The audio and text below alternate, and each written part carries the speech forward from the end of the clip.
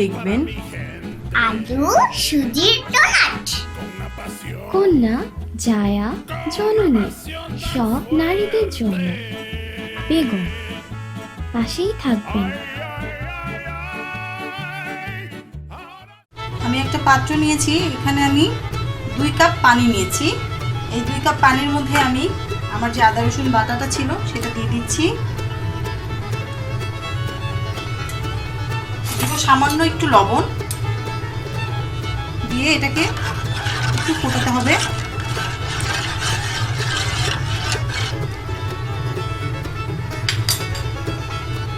পানিটা ফুটে আসলে আমি এটার সাথে সুজিটা অ্যাড করব।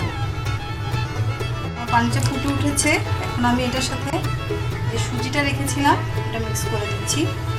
আস্তে আস্তে নেড়ে নেড়ে এটাকে আমরা যেরকম হালুয়া করার সময় যেরকম এটাকে শুকিয়ে ফেলি ওরকম শুকিয়ে ফেলতে হবে। এটাকে খুব দ্রুত নাড়তে হবে, না হলে দলা হয়ে যেতে পারে।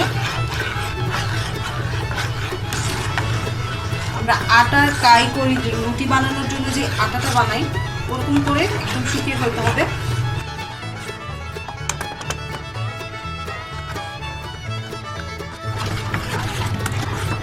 বারবার নেড়ে নেড়ে পানিটা শুকিয়ে ফেলতে হবে। শুকানোর পর সুজিটা আরেকটু শক্ত হবে। এখন যেহেতু একটু চুলাতে আছে, গরম আছে, এই জন্য এরকম দেখা যাচ্ছে। এটা ঠান্ডা হওয়ার পর আমরা আটার কাই করলে যেরকম শক্ত হয় ওরকম শক্ত হয়ে যাবে। সুজিটা আমার সেদ্ধ হয়ে গেছে। এখন আমি আমার গ্রেট করে রাখা আলুটা এটার সাথে মিক্স করে দিচ্ছি।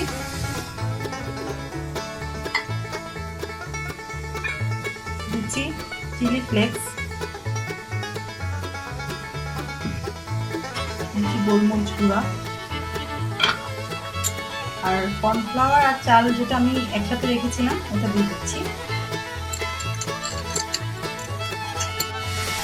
আমি 1/2 চামচ লবণ দিয়ে নিয়েছি। লবণটা আসলে স্বাদ অনুযায়ী, আমি কিন্তু সেদ্ধ করার সময় একটু লবণ দিয়েছিলাম, একটু হিসাব করে দিতে হবে। এটা একটু ভালো করে মিক্স করতে হবে।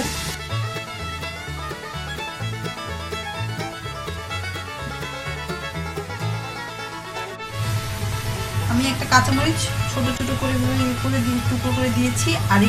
আরেকটু শক্ত হওয়ার জন্য 1 টেবিল চামচ চালের গুঁড়ো অ্যাড করেছি। এখন এটাকে খুব ভালো করে মিক্স করব।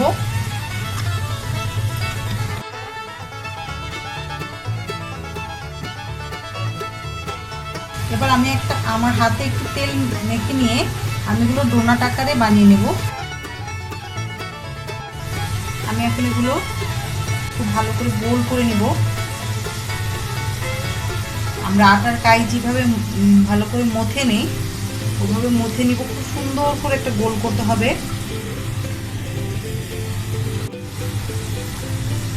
হাতে একটু তেল মেখে নিয়ে খুব ভালো করে এইভাবে গোল করে নিতে হবে। গোল করে এইভাবে মাঝখানে গর্ত মতো করে দিতে হবে।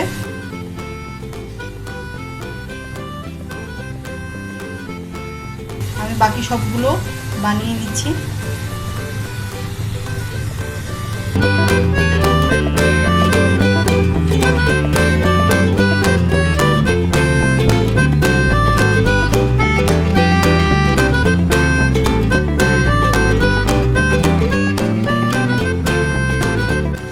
আমার ডোনাট বানানো রেডি হয়ে গেছে। এখন আমি এগুলোকে ডিপে রেখে দিব 1 ঘন্টার জন্য। যে কোনো মানে খাবার যেগুলো আমি তেলে ভাজি এগুলো যদি একটু ডিপে রেখে দেই 1/2 ঘন্টা 1 ঘন্টার জন্য ভাজতে খুব সুবিধা হয় আর সহজে খুলে আসে না। সো আমি 1 ঘন্টার জন্য এগুলো রেখে দিচ্ছি।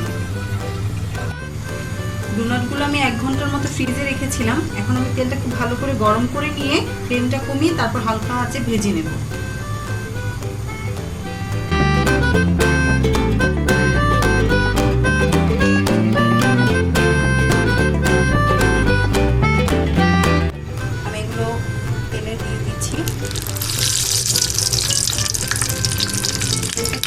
গরম করে নিয়ে আমি ফ্লেমটা কমিয়ে দিই।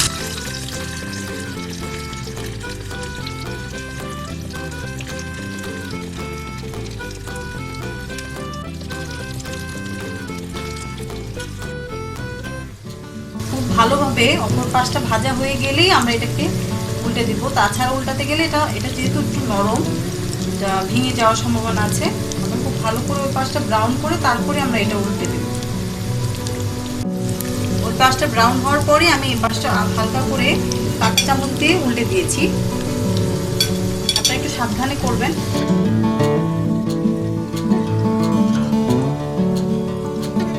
তৈরি হয়ে গেছে আলু সুজির ডোনাট।